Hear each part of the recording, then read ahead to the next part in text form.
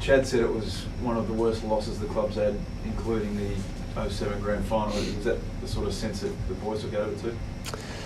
Yeah, well, in probably my short time, it's one of the most disappointing losses that we've been a part of. To compare it to other games is obviously tough, but blokes that have been around longer, they probably feel that way. And I know as a coaching group and playing group, we're bitterly disappointed that we served up that type of game. How weird will it be then come Sunday that you blokes will have to get your Crows gear out and cheer for them to get up so you're still alive? I think we've got more important things to worry about than other sides and just make sure we get our job done.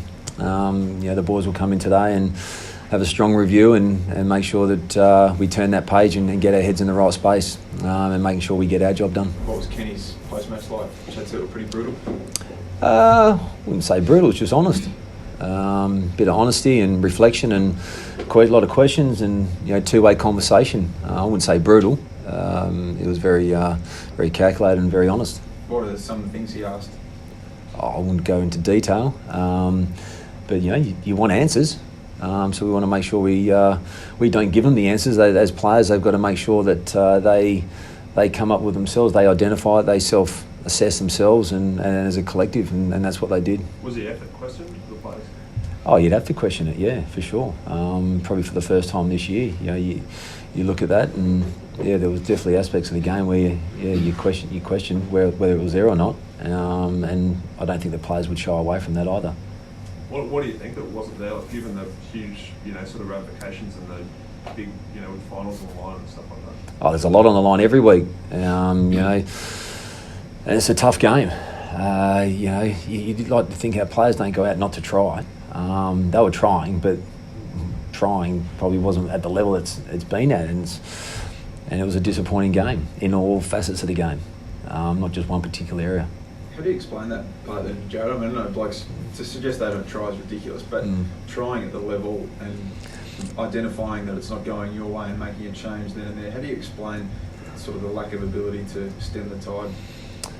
Yeah, it's a tough one. It's really tough, but you can become very reactive and a bit shell-shocked, to say the least. There were certain things, in full credit to North Melbourne, that they did, and we try to adapt it. We'll just slightly, we were off our game, and we couldn't pull it back. And you're playing reactive footy, and you just feel like you're just chasing them all night. And unfortunately, we didn't have moments where we could sort of rest momentum, and it was an onslaught. How do you bounce back? What's the fallout been from that loss now? A fallout? Yeah. What do you guys say to the players? Oh, well, it's not us. It's not us, the coaches, and them, the players. It's us as a team and as a club. We're fully, obviously, connected and committed to a common goal. And this is obviously a disappointing loss. So there's no fallout. It's just more about owning it and assessing why. And we'll have those conversations again with the players in our review. And then what are we going to do about it? And that's get back on the track. We've got this week. Destiny's in our own hands still, and we've got to make sure that we get our job done and finish off on a real positive. And that's obviously the season, whether it's this week or in weeks to come. We've got to make sure that we stay really connected and own it as a club. But the destiny's not in your hands. Like, you could play Sunday, and if the Bulldogs beat the Crows, then finals are out of the mix.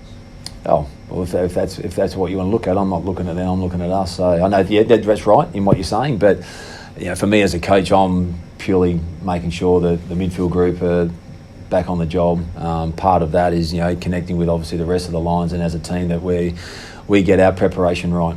And if we start thinking about things that are out of our control, well then we won't get the result that we're looking for.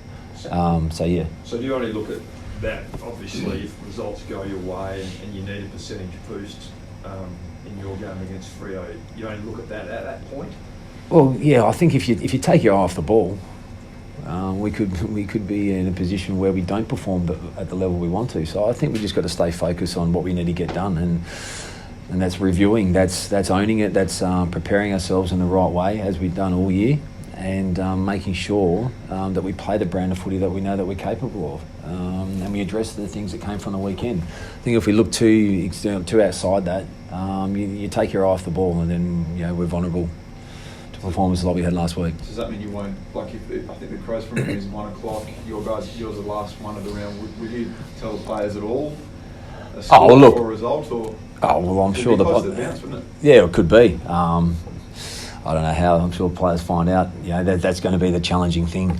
But at the same time, if that is taken away from us, I think the biggest thing is that we've got to make sure that we finish the season on the right note.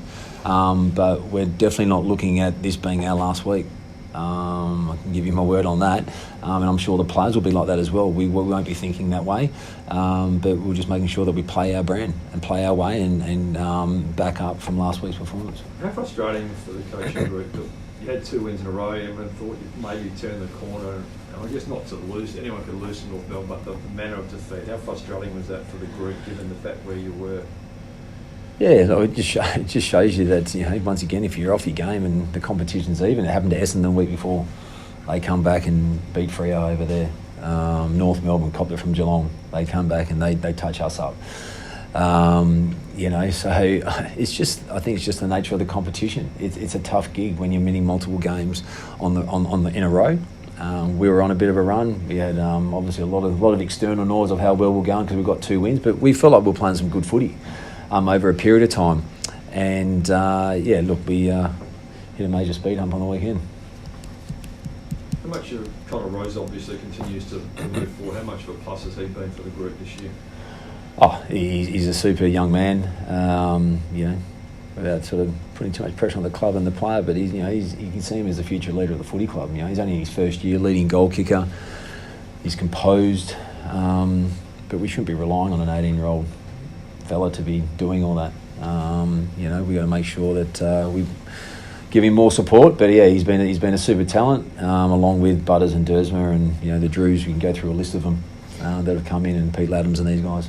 Was it a mistake not playing Scott Lycett, given how dominant Todd Goldstein was on the weekend? Well, Goldie's a good player, so I don't know with who he would have thrown out there. The way that he was playing, he had some real dominance. So I don't think Pete was in good form. Pete was in some good form, and Paddy was in some good form, and Scotty knew what he had to do at SANFL level.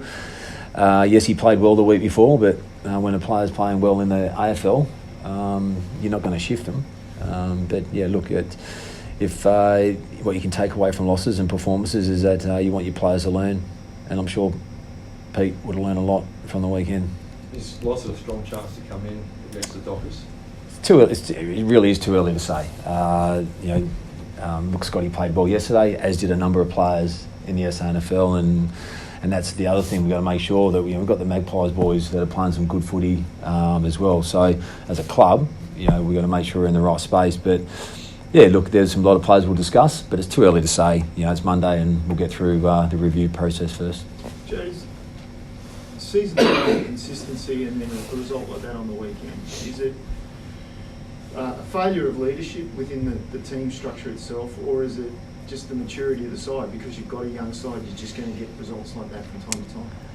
Yeah, it'd be nice to put an exact finger on it in terms of say that's the one particular area.